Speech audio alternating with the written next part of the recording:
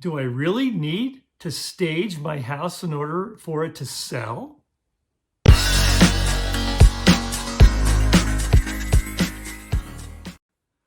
Hi, welcome to another episode of Silicon Valley Real Estate Advice with Stephen Smith. Today I am going to talk about staging. A lot of people wonder, by the way, this is particularly for sellers. A lot of people wonder, do I really need to stage my house? I've got nice furniture. Why wouldn't everybody else like it? Well, I'm going to go into some reasons why it's probably a good idea and a really good return on investment to go ahead and have that house staged before you put it on the market. Okay, you basically have three options. One, you can go with your own furniture, and you have to be really honest with yourself and objective and realize, is my furniture and all my furnishings look really good? Do I get a lot of compliments? Or is it very specific to you? Because what you really want to do is try to make this thing as appealing to as many people as possible. That's the whole point.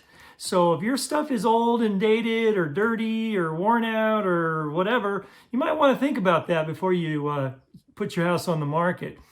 The other option is to go with no furniture whatsoever, have a vacant house. Maybe that's an option for you, maybe not. But if it is, now you basically just have an empty box, essentially a bunch of rooms, and they're going to have all kinds of, different rooms, but there's not going to be anything particularly interesting about it. It's just another empty house. But, that's another option. Or three, you could go with staging.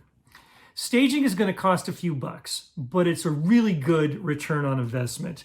And essentially what's going to happen is stagers, the professional stagers, have access to a massive amount of interior decorations and some exterior decorations, including but not limited to wall coverings, different kinds of furniture, chairs, sofas, tables, things that sit on top of tables like books or just interesting pieces, floor coverings, and that's just to name a few. And this is for every room in the house, living room, kitchen, bathrooms, bedrooms, everything.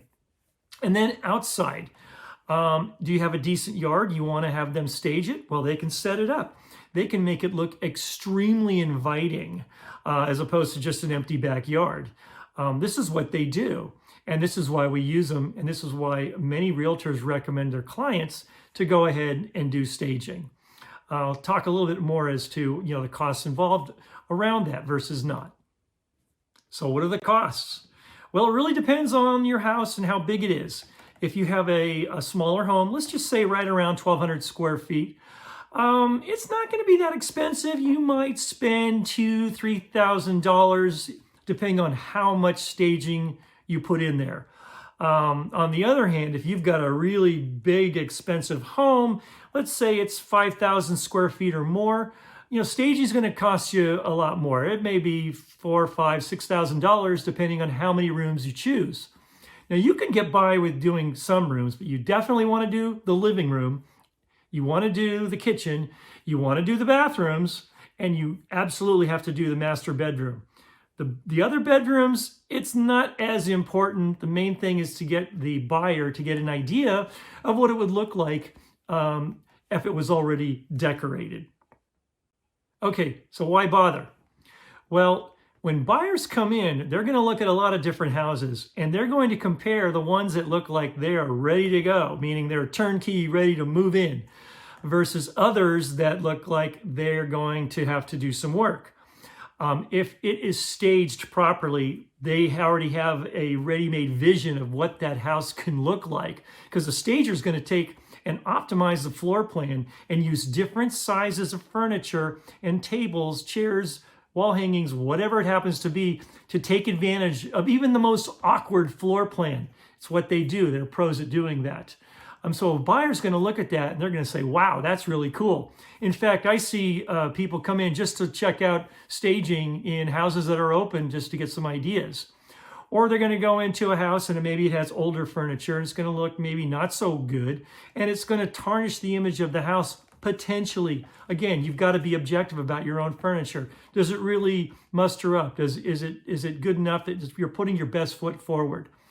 Or go with nothing at all. But the bottom line is, if you have a fully staged house, you're putting your best foot forward. Your house is going to look its best, particularly if you've already had it painted and cleaned and all that kind of stuff.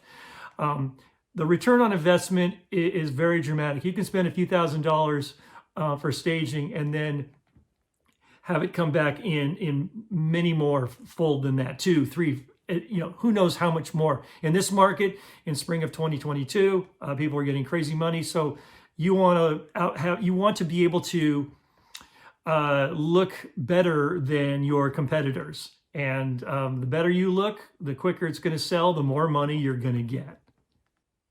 Here's some examples of staging versus not staging.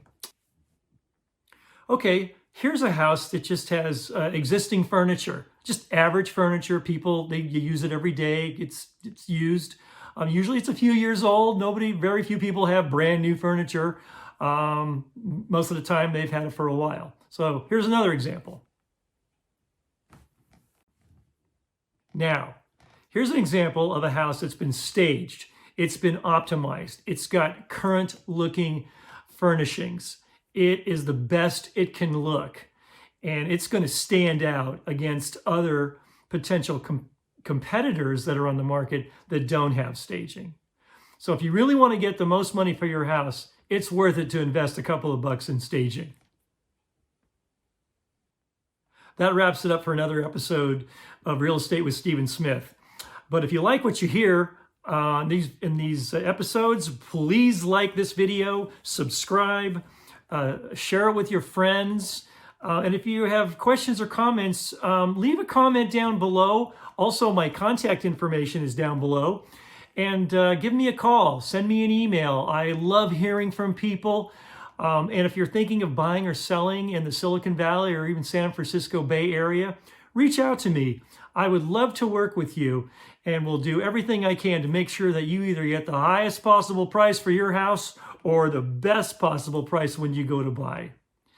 In any event, thanks for watching, and we'll talk to you again soon. See you then.